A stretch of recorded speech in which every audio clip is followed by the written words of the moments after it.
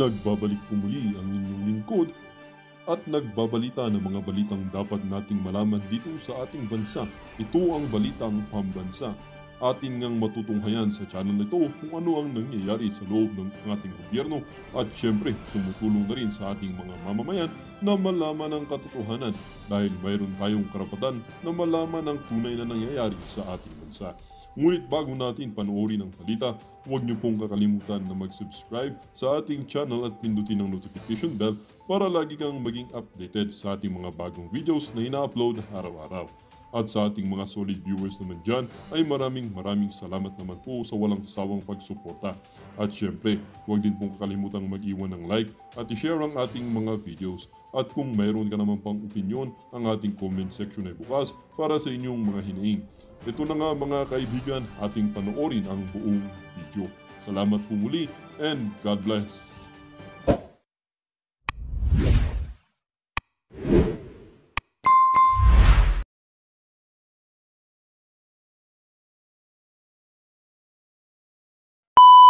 Yun nga lang, ito, may pagka talagang stricto lalo na sa kanyang show.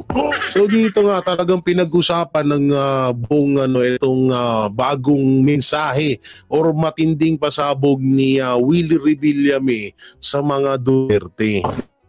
Nga halos pinapaniwalaan or hindi makapaniwala etong palasyo. So ano nga ba ito? Siyempre nasa dulo ng video natin na yan. Oo. At dito muna tayo mapunta sa about sa impeachment na naman ni Vice President Sara Mayo talagang pinagtutulong-tulungan na ho ng ibang mga politiko para lang matupad itong impeachment na ito. Hindi nahahayaan yan at nandito nga kaya nga kami ginigipit ngayon para hindi mailabas sa social media kasi ang ibang mainstream media ngayon ay bulag at bingi na. So ang mainstream, ang social media na lang, especially to DDS vlogger, hindi ho kasama dito yung mga tansu vlogger. Hindi ho kasama dito yung mga yung mga ensamada vlogger.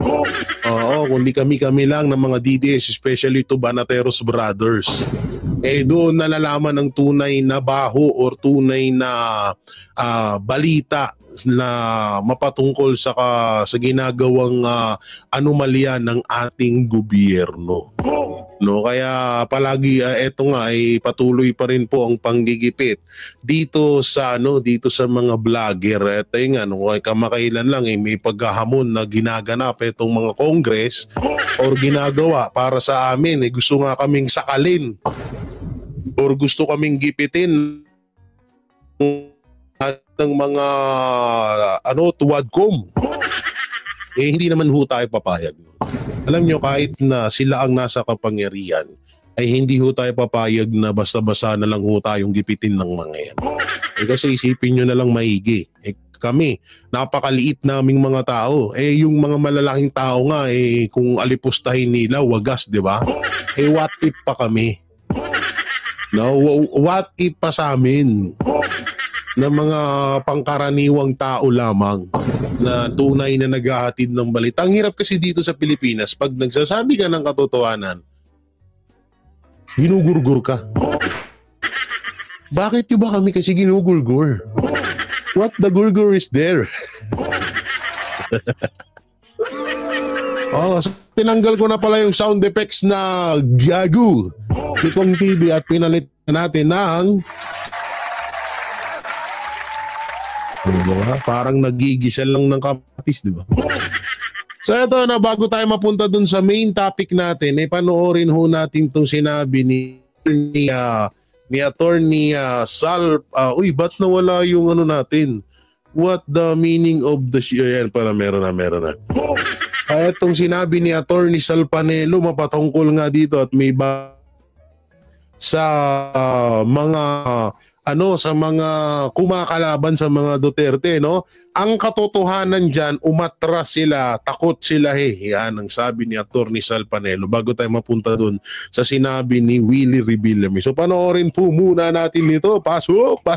Talagang dinelay ng mga naghain ng impeachment at ng gustong sirain siya at tanggalin sa Panguluhan at ikulong pa nga yung impeachment process.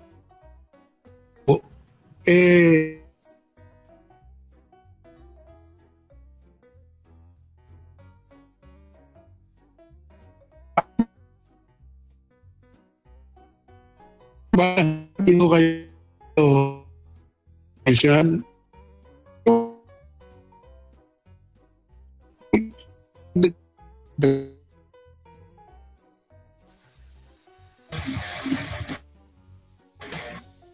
Kinwestiyon ni VP Sara ang proseso kasi mas naunang nakuha ng boto ang ika-4 ng impeachment complaint kumpara sa naunang 3 na 2 buwan na hindi agad inaksyonan, Attorney Sala. At sinabi naman ni Batangas Representative Luistro na ang impeachment complaint laban kay VP Sara ay rock solid, nothing unconstitutional, flawed, or violative of due process. What's your take on kanilang mga pahayag, Attorney Sala? Unang-una, yung sabi niya, pero kung maumpisa niya mag-file, sinisira na. Matagal na natin sinabi dito sa programa doon, di ba? Kasi in my previous statement, many times over, I said that the goal is to destroy, siraan si Inday Sara. Siraan at tanggalin sa 2028. Kaya sinabi ko, since yan ang goal, pinailan ng impeachment. And by the mere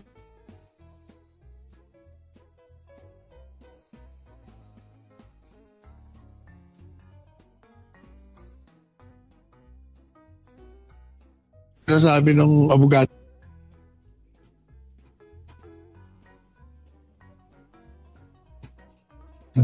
matagal na ho nating sinasabi yan dito. Palagay ko nakikinig to sa atin. Tama, makinig kayo rito sa amin ni Hana. Dahil si Hana, marami rin itong sinasabing nauna siya. Talaga naman, challenge niya si Presidente Marcos Jr. Nauna pa sa akin to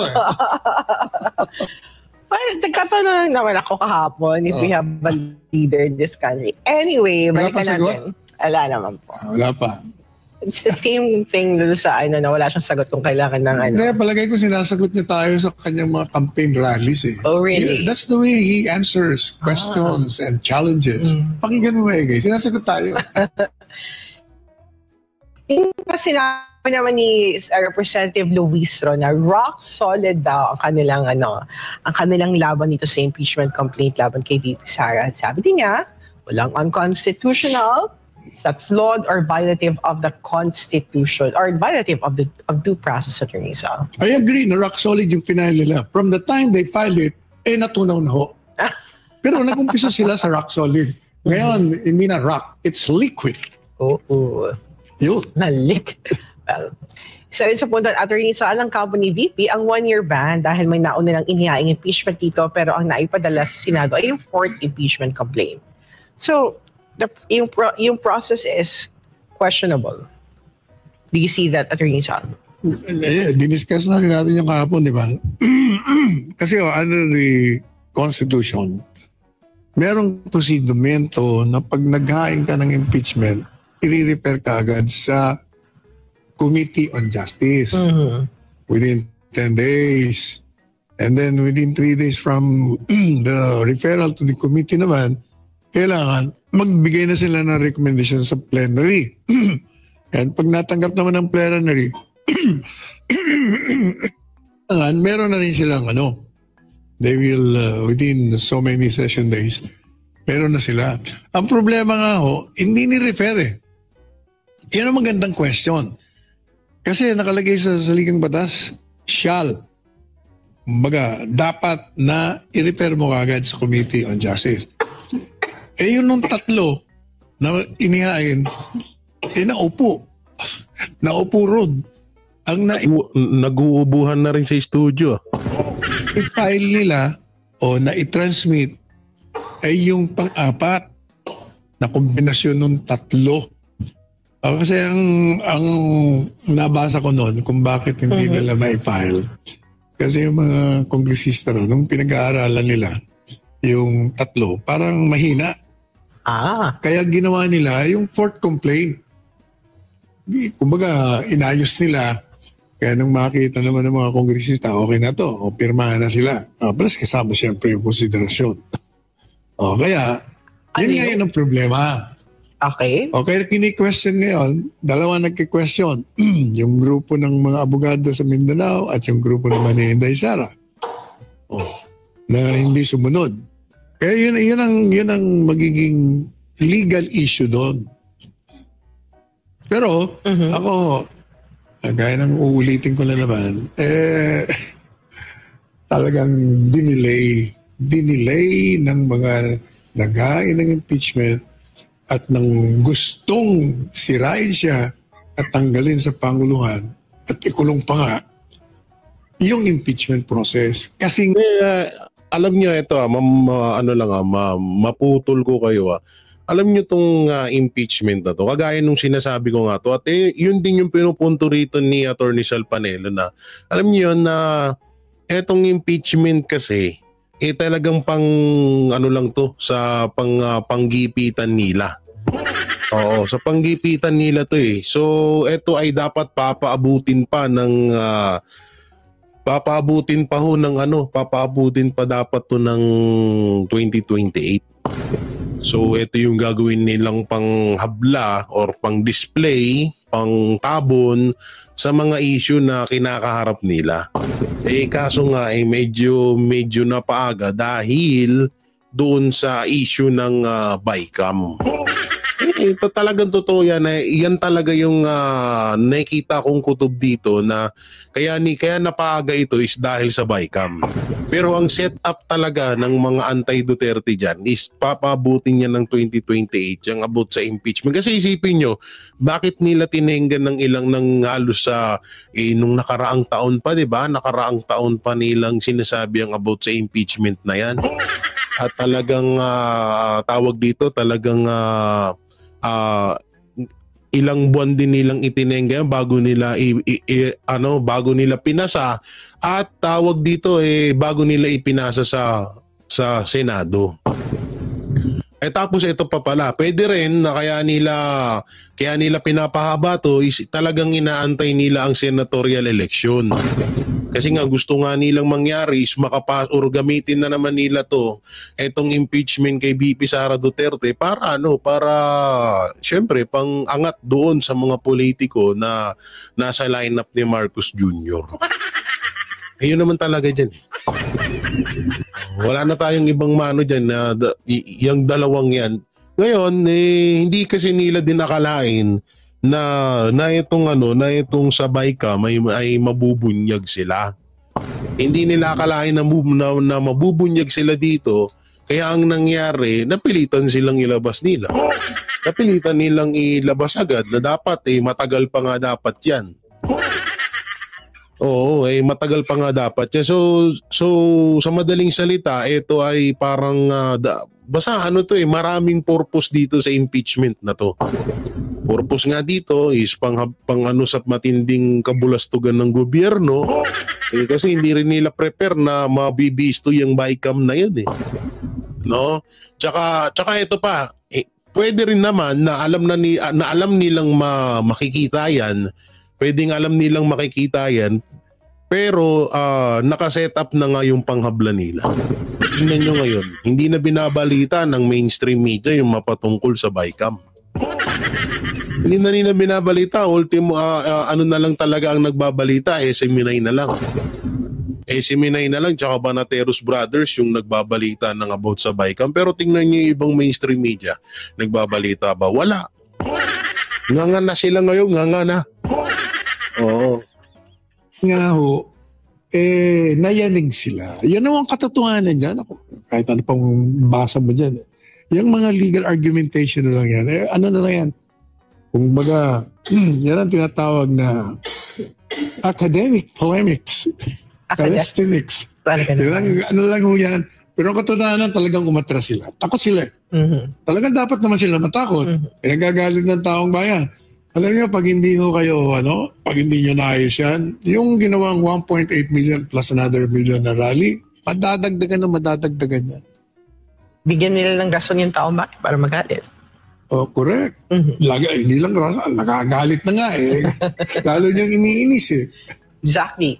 So sabi naman kasi Attorney Sal, kung dapat bang aksyonan agad ng Senado yung articles of impeachment na naipadala sa kanila kahit walang sesyon, ipinuto daw ng ilan, ito yung Section 3 ng Article 11 ng Saligang Batas kung saan sinasabi dito, sa 1987 Constitution, Article 11, in case the verified complaint of resolution of impeachment is filed by at least 1/3 of all the members of the House, the same shall constitute the articles of impeachment, and trial by the Senate shall forthwith proceed. Ito yung side ng forthwith, Attorney Sal, na marami po sa interpretation, Attorney Sal, kung paano ba daw i-implement ang forthwith. Nasa Korte Suprema yan. Kasi ang Korte Suprema, sila binigyan ng kapangyarihan ng saligang batas na mag-interpret. Sila magsasabi kung anong ibig sabihin ng forthwith. Ibig sabihin ng forthwith, agad-agad o agad. Alam mo, may yung sinasabi nila, ang interpretasyon daw ay agad. Yun ang narinig ko eh. Sabi ng isang justice. Ang sabi, ang translation sa official wikang Pilipino ng saligang batas, anong tawag doon? Ituloy na yung trial ay agad. At sagot ko agad, habang naging agad ba? Hindi pala kaagad-agad. Di ba? Iba yung ibig sabihin ng kaagad-agad. Kaya ang Korte Suprema magsasabi sa atin, ano bang ibig sabihin?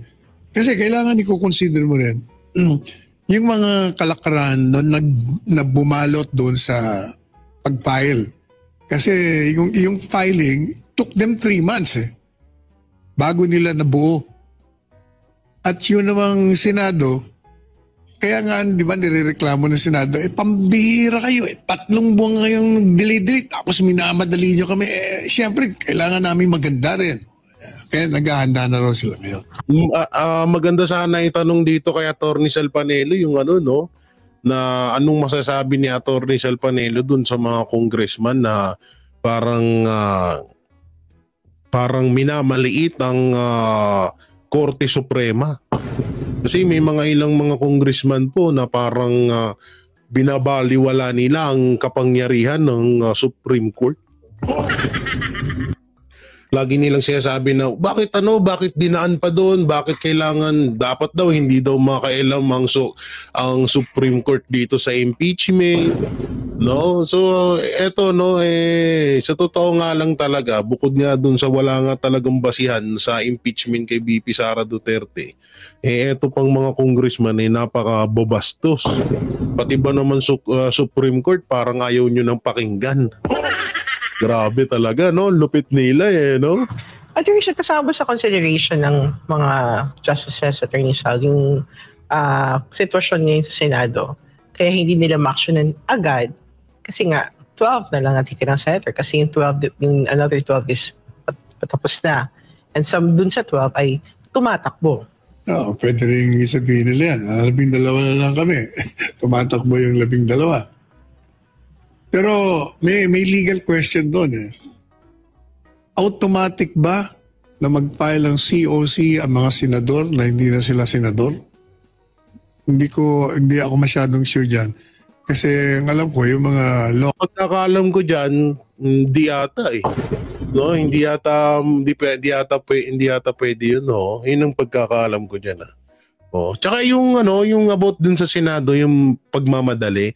Alam nyo kaya nagmamadali yun si Pimentel. 2 lang yan Unang-una, hindi siya tumatakbong senador ngayon. Pangalawa, nabayaran na din siya. Pero yun 2 lang yan. Hindi siya tumatakbo. Talaga yung una, yung isa, totoo yun, na hindi naman siya tumatakbo, so wala siyang pakialam sa mga senador ngayon na tumatakbo.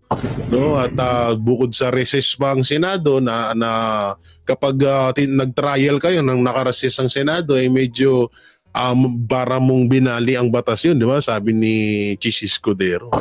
Oh, ewan ko dyan kay Pimentel, biglang umepal yan. Ang automatic. Yes. Pero baka yung national, hindi. Kasi di ba yung term ng senator mag-end naman talaga ng... So dito pala tayo, no? Putulin na natin to. Dito tayo sa isang video. Ito, bagong balita lamang. Ito, panoorin ho natin, ano? Oo, ano na naman tong report ng TV5, oh. So, panoorin natin to. Pinamamadali na ng ilang kongresista sa Senado ang impeachment trial ni Ano Vice man? President Sara Duterte. Ang pagpapatagal daw nito hindi naaayon sa saligang batas. Nasa frontline ng balitang yan, si Marian Enriquez. Kung 1987 Constitution ng pagbabasihan, binigyang diin ng mga mambabatas ang katagang forthwith proceed na malinaw. Wait lang. Bakit ka pupunta sa 1987 Constitution 2025 tayo?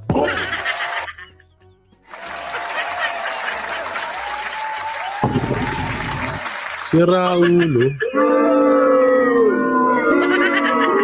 Diba isipin nyo maigi alam ko na may ganito sa konstitusyon natin, pero kung ano yung updated na batas or nasa konstitusyon natin ngayon, yun yung susundin.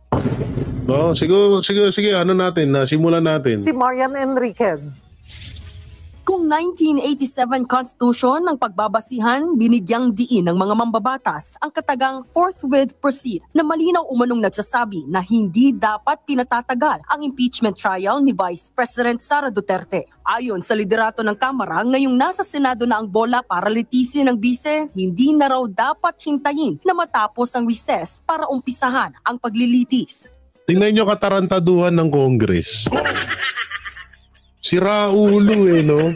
Hindi, tingnan nyo kalokohan nitong Congress. Eto, ulitin ko hindi dapat i-impeach si VP Sara, walang katibayan or patotoo na i-impeach na karapat dapat i-impeach si VP Sara. Pero dito, magbibigay ho tayo ng komento. Anak ng teteng, umabot ng 3 months yung impeachment dyan sa Senado. Sa Congress. Tapos pagdating sa Senate na naka-recess ang Senate, bigla niyong mamadaliin. Mamadaliin nyo dahil para saan? Unang-una kaya hindi basta-basta ang ini-impeach nyo. Hindi yan Chief Justice. Hindi yan si Corona. Pangalawang leader ng bansa natin yan.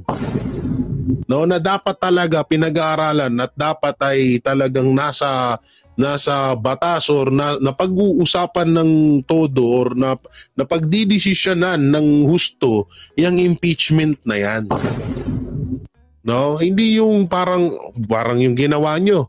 Ni yung iba hindi alam na pumirma sila. Paano ko nasabing hindi alam? Merong congressman merong congressman sa Cotabato na pumirma sa impeachment kay VP Sara Duterte. Tapos anong sabi niya? Ang sabi niya, kaya daw siya pumirma kasi gusto niyang ipagtanggol or pinagtanggol niya daw si Vice President Sara Duterte. Yun yung sabi niya doon kahit sa Facebook tingnan nyo. Kaya daw siya pumirma, congressman ng Cotabato yung kung hindi ako nagkakamali. Kaya daw siya pumirma doon kasi pinagtanggol niya daw si Vice President. Tingnan nyo. So sa madaling salita, kakamadali nyo, sa madaling salita, hindi alam ng ibang congressman kung ano talaga yung pinirmahan nila.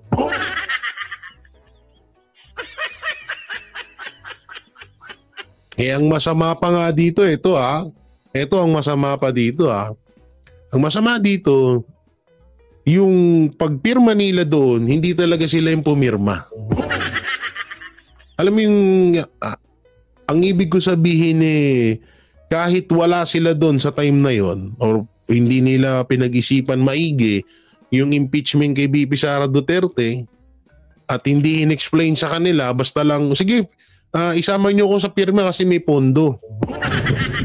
O eto, ganito, malamang sa malamang kasi, tingnan mo parang wala sa katinuan yung congressman sa Cotabato. Isipin nyo maigi. Kaya daw siya pumirma dahil gusto niyang ipagtanggol si Vice President Sara Duterte. Diba layo? Diba layo nun? So sa malamang nga dito, yung ibang mga congressman dyan, pwera dito sa Tuwadcom, yung ibang mga congressman dyan, malamang, pinangakuan lang talaga ng pondo yan. At hindi na nila masyadong inalam kung saan gagamitin yung pirma na yon at inilagda lang dun.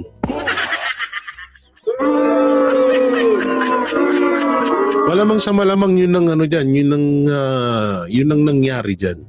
Kasi sino ba naman tanga yung nanggagago ba talaga yung congressman na yun?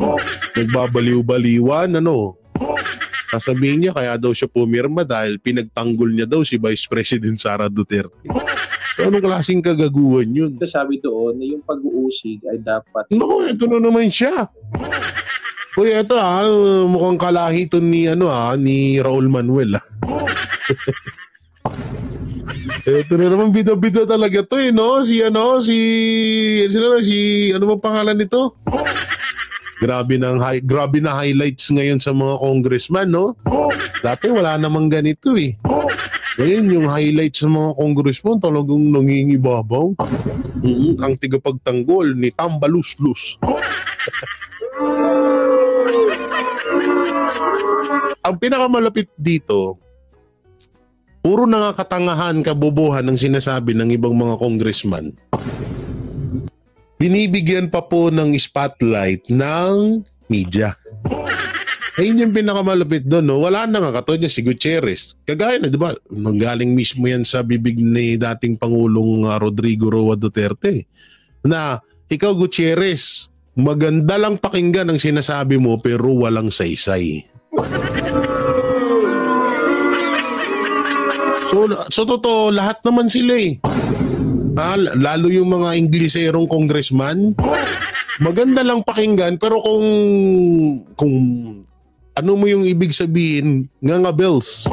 O katulad lang nito, yung sinasabi nitong young guns na to, na todo epal, to bida-bida. May promotion nakapag-promotion nasa gilid yung pa-simpleng kampanya to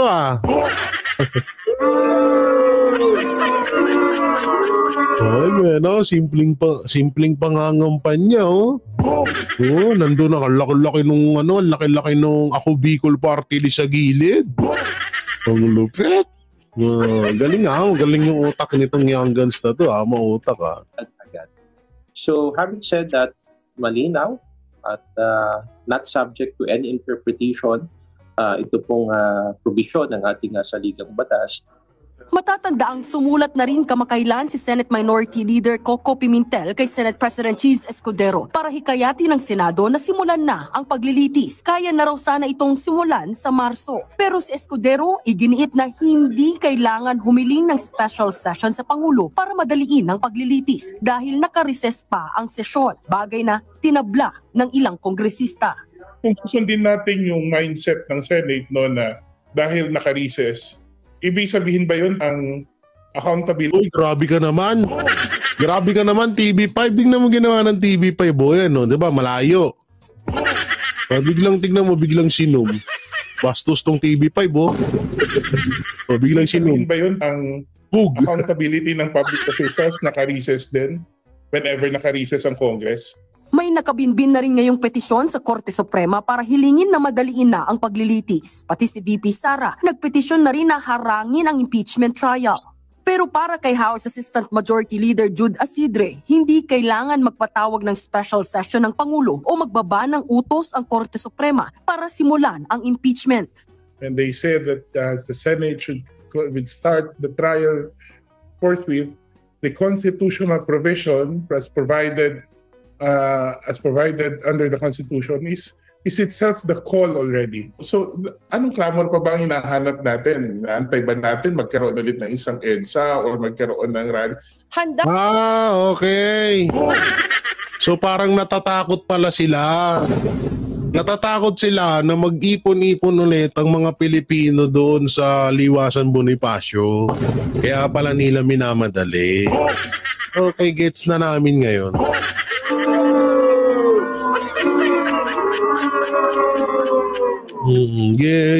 Gets na namin ngayon kung bakit. Lumabas na sa bunganga, huli sa bibig. Huling-huli sa bibig. Diba? Ano ba bantayin natin? Na magkaroon ulit ng peaceful rally ang iglesia? Magkaroon ng peaceful rally or magkaroon ng rally or anti-impeachment ang iglesia, ang KOJC, ang Muslim, ang Mindanao, ang Visayas at Luzon?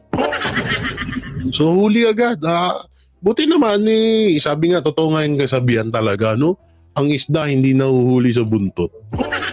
Sa bibig talaga nahuhuli.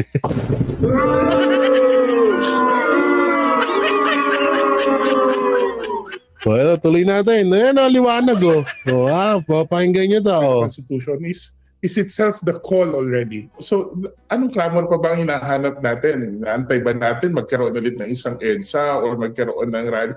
handang-handa Diba? Pinutol lang At pinutol. Dapat hindi pinuputol yung ganon. Oo. Ay, pinutol agad lagi. naman na raw ang House Prosecutor sakaling mag-umpisa na nga sa Marso ang impeachment trial kasunod ng panawagan ni Pimentel. Bukod naman sa mga mambabatas, tila Ito pa yung mga kupal Ito pa yung isang mga kupal, ginamit ng mga bastos talaga Tingnan niyo ito ako ay nire-respeto ko lahat ng relihiyon dito sa Pilipinas. Ilang beses ko na sinabi. Pero tingnan niyo pagmasdan niyo, anong mali? Anong mali dyan sa video nila? Tingnan niyo maigi. Anong mali dyan? Anong mali dyan sa video nila? Tingnan niyo ginawa sa santo nila Tingnan niyo yung ginawa sa santo. Doon inilagay yung na Marcos singilin. Duterte panagutin. Sara to? Ano tong nakalagay? Sara litisin yan siguro. Bastos ang puta pati ba pwede naman ilagay dun sa may TV yun, doon pa nilagay sa ilalim ng para kautusan ng Diyos na naman.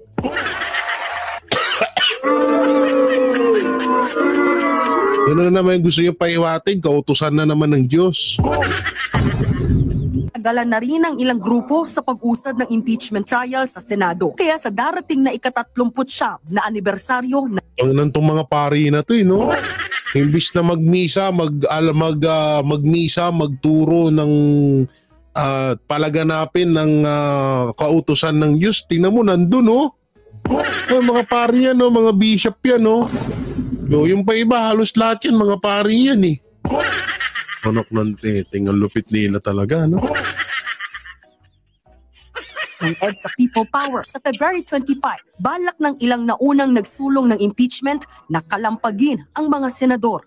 Dahil sa dahil sa bad intentions ng Malacanang, nagkaroon tayo ng spasyo para isulong ulit yung saloobin ng mamamayan na kailangang panagutin. Putang ina, pangalan pa lang. Guys, nakita nyo? Turong natin Pangalan pa lang tingnan nyo wait lang na. Paano mawala? Tingnan natin pangalan pa lang, grabe, ang lupit na Sa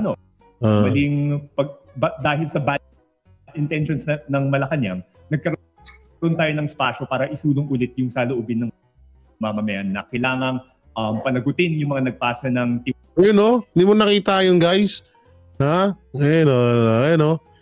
Coco. Pinagsama-sama sa isang tao ang mga anti-Duterte.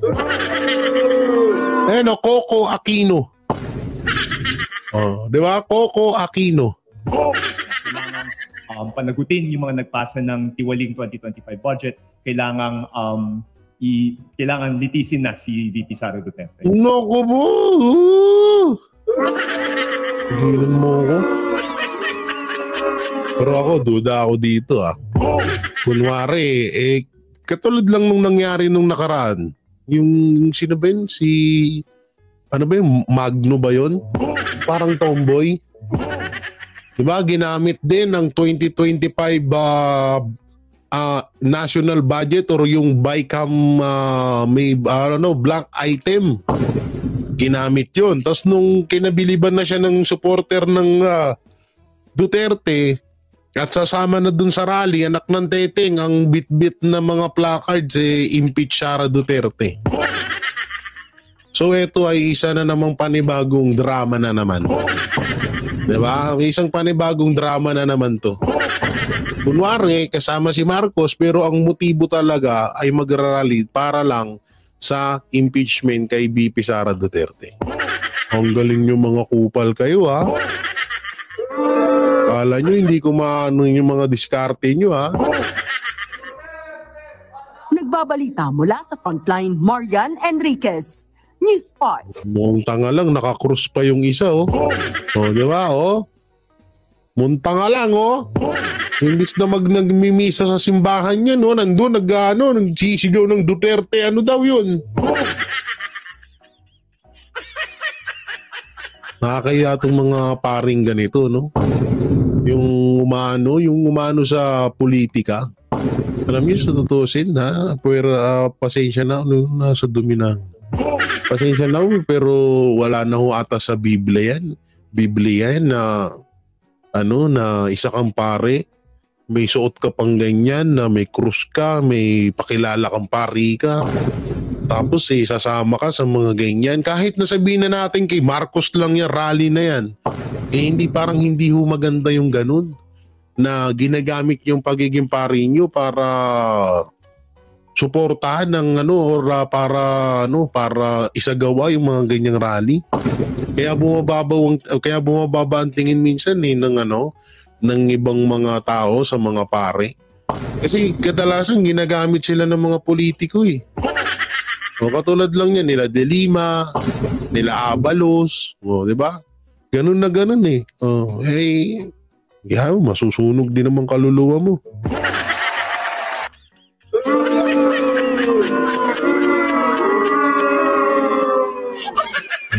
Masusunog din naman kaluluwa niyan ng mga yan. Saya imperno rin, bagsak ng mga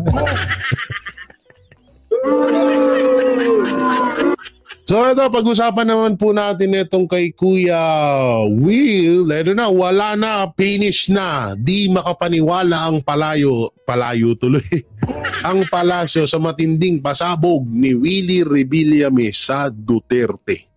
So ito po, panoorin natin. Ano kaya ito? Ang Dio Manay Balita, matapos ang pananahimik, TV host senatorial aspirant Willie Revillame, tila binasag na ang katahimikan at tahasang binunyag sa publiko ang tunay na ugali ng dating Pangulo na si Rodrigo Rua Duterte, na tila siyang laking sampal naman sa mga ilang buhayang mambabatas nagahaman sa pera at kapangyarihan. Di man pinangalanan, ngunit dapatwat na sampal ng katotohanan ang gobyernong ngagba matapos manindigan ang senatorial aspirant na si Willie Revillame sa dating Pangulong Rodrigo Rua Duterte. Pero bago ang lahat, kung bago ka pa lamang sa aming channel, please huwag kalimutang mag-like, subscribe at i-click ang notification bell para mas maging updated ka palalo sa lahat pa ng bagong video na i-upload namin. At ito na nga mga kababayan, matapos ang kaliwat kanang siniraan at walang katapusang pangbabatikos sa mga Duterte, ay siyang nanaig pa rin ng katotohanan laban sa kasinungalingan. Matapang nananindigan at walang pagdadalawang isip na binasag ni senatorial aspirant TV host Willie Revillame ang kanyang katahimikan. Nanatiling suportado pa rin si dating Pangulong Rodrigo Duterte at tila nasampal ng katotohanan ng mga ilang loyalistang bulag sa katotohanan at ang gobyernong ngagba ngayon sa kanyang matinding sagot ng matanong ito ng media. Duterte, ano po mga katangian, sir, nakita niyo po sa kanya? Para sa akin, totoo. Napakatotoong tao. Ang feeling ko na, na talagang walang iniisip na masama pa para sa kababayan natin at sa bayan natin. Ako, nambit ko siya. Pinatawag niya ako sa Malacanang. Alam mo ba kung ano pinakain niya sa akin? Isang okra, isang sitaw, at isang talong. Gulay. Gulay at merong isda. Tapos, meron kaming sabaw na may malunggay. Sabi niya, ayaw niya na kumakain ng steak sa Malacanang dahil masyadong mahal. Sinabi niya sa akin yan. Totoo yun. Ayaw niya. Sabi niya, pasensya ka na, ayaw namin gumasos ng malaki. Dahil, alam mo naman, syempre, nakakaya. Kumakain tayo ng masarap, marami naghihirap. So, nung mula nun, sabi ko, ibang klase, saka ayaw niya magpatawag na presidente siya, mayor lang ako. Siyempre, nadagdagan yung respeto mo.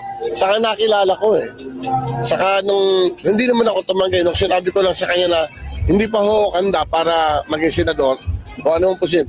Sinabi niya, nire-respeto ko yung decision mo. Believe ako sa'yo. So, hindi naman pagtatanggi yun. Kailangan, handa ako. Kamukha yung wawawin, handa ako Kasi ito yung alam kong trabaho Nung naging drummer ako, handa ako. Nag-ensayo ako mag-drums. Kung tatakbo ka ng isang posisyon sa gobyerno, dapat handa-handa ka, isip mo, puso mo, at walang bahid na gagawa ka ng hindi maganda. Last sir, mensahe mo sa mga supporters. Importante yun, hindi lang sa supporters, kahit hindi sa supporters, bansa natin to Diba? Ang sarap ng mga Pilipino, nagkakaisa, nagmamahalan. Kaya lang, pag nahahaluan na ng politika, nag-iiba na kanya-kanyang opinion. Napakasarap ng tayong lahat, umangat na magkakasama. Kahit alam mo, napakasarap ng feeling na kahit saan ka pumunta, na proud ka sa bansa mo. Proud ka being a Filipino. Sana may awa ang Panginoon Diyos sa atin na maging maayos na lahat. Magkaayos-ayos na, walang puot na galit, di ba? Walang galit, walang negative sa buhay. Ako, yun ang pananaw ko. Iba naman si ibang mga tao. Sa akin yun. So, importante pagdasal natin na lahat na ayos na. Pag may hatred ka sa puso mo, hindi ka angat. Pag may galit ka, lagi kang galit. Abat meron ka maganda sa puso mo na forgiveness at pagmamahal sa ating mga kababayan. Salamat. Yun, no? Naku. Galit na yan si Ma'am Shitars. Basag na naman ang mga bangagers.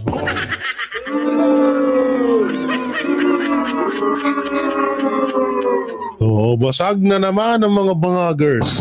Mga yung mga ngagba. Di alam nyo, ito, totoo po yun Walang bahid nung kasinungalingan niya. Alam nyo kaya minahal ng taong bayan ang mga Duterte dahil sa pagiging matapang. Yun nga yung tinatawag na tapang at malasakit sa bayan. Yun talaga talagang tsaka hindi lang naman din si Willie Revillame yan nagsabi niyan, no? Maraming mga tao nagsasabi niya na ganyan ang isang Duterte nung panahon na naging presidente si Tatay Digong.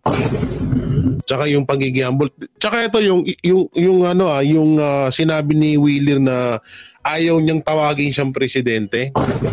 Alam nyo, kami ang buhay na testigo ng mga banateros na ayaw niya talagang tawagin siyang ganun. Totoo yan, ayaw niya talagang tawagin siya na President Duterte, ayaw niya. Sabi niya, mayor lang, okay na sa akin yun.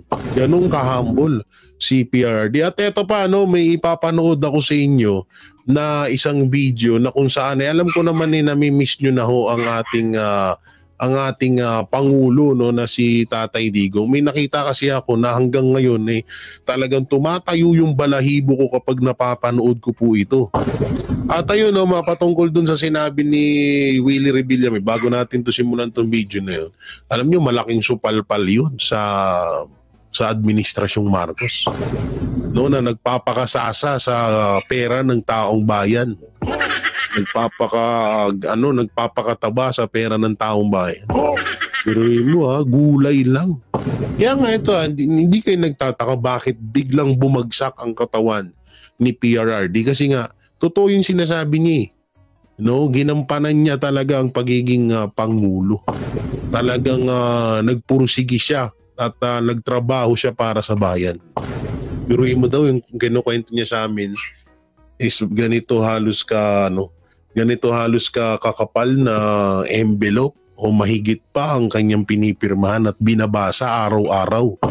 Minsan inaabot daw siya ng hanggang madaling araw or kinaumagahan na bago matapos yung pirma. Binabasa niya daw kasi baka daw may mga papeles or dokumento na ninanakawan na pala ng ibang mga politiko.